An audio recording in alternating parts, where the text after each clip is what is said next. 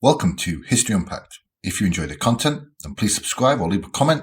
Any feedback is always appreciated by our small team here.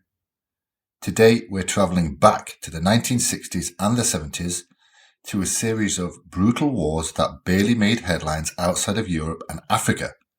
Wars that would ultimately spell the end of an empire. I'm talking about the Portuguese Colonial Wars, a series of conflicts fought across Angola, Mozambique and Guinea-Bissau. It was a time of guerrilla warfare, Cold War politics and stubborn empires fighting against the tide of history.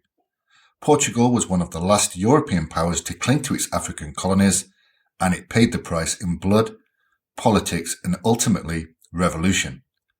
In today's episode, we will be exploring how the last remaining African colonies struggled for independence from Portugal and how, eventually, the fight came to the nation of Portugal itself, ending decades of brutal dictatorship and colonial rule for good.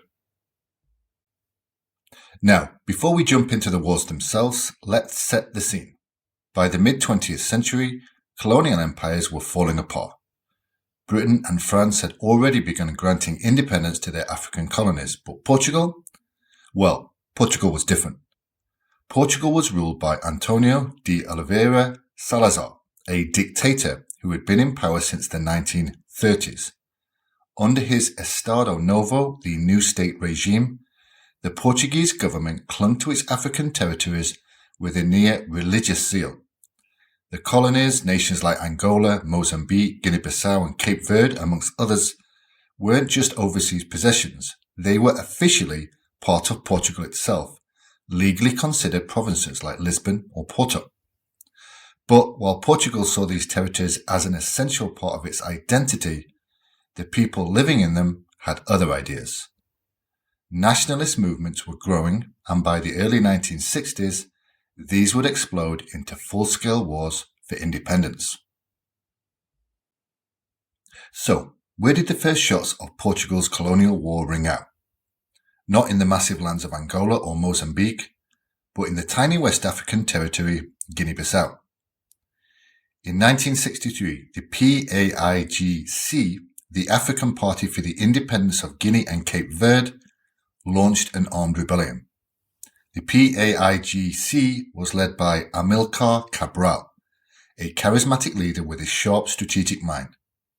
Unlike other independence movements, the PAIGC was well organized, disciplined, and had strong backing from both the Marxist powers of the Soviet Union and Cuba.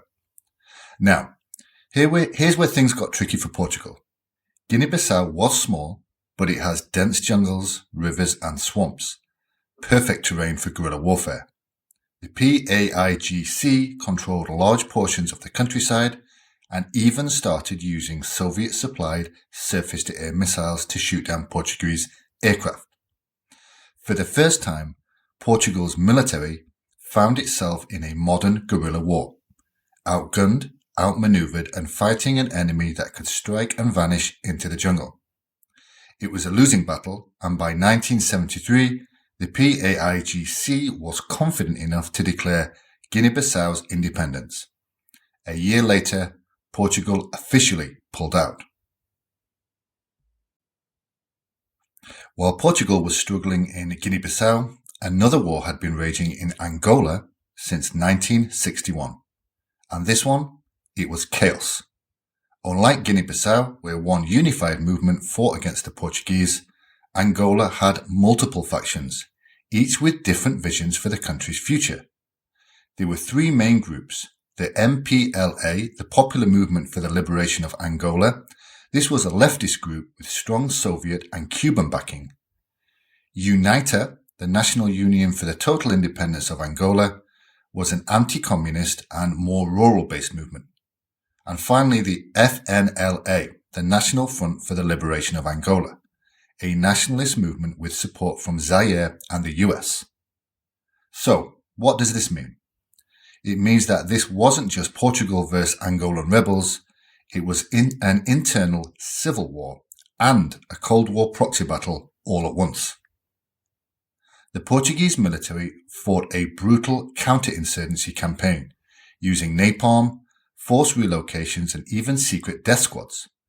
But the problem was there was no clear enemy.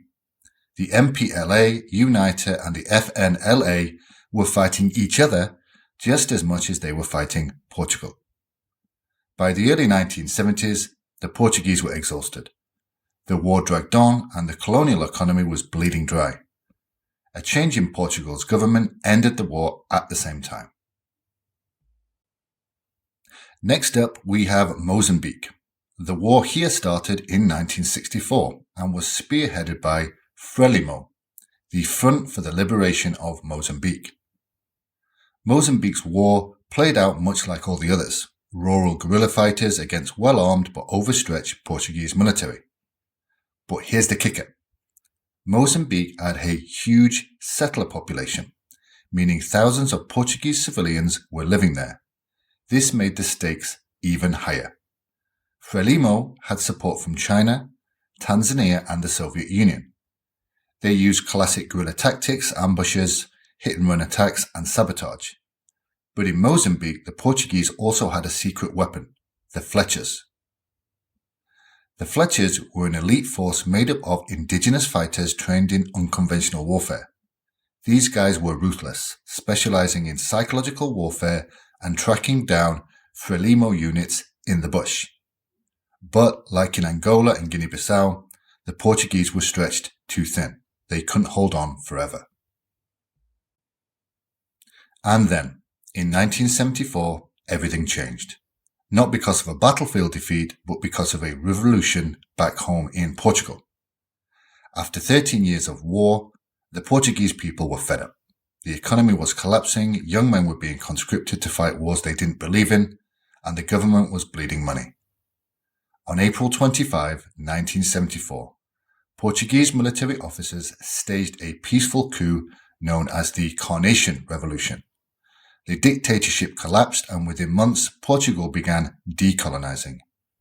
We actually have an episode on this specific event, so please check out our back catalogue if you're interested. But by 1975, Guinea-Bissau, Angola, Mozambique and Cape Verde were all independent. But independence didn't bring peace. Each of these nations spiraled into brutal civil wars that would last for decades. So, what's the legacy of Portugal's colonial wars? For Portugal, it was the end of an era.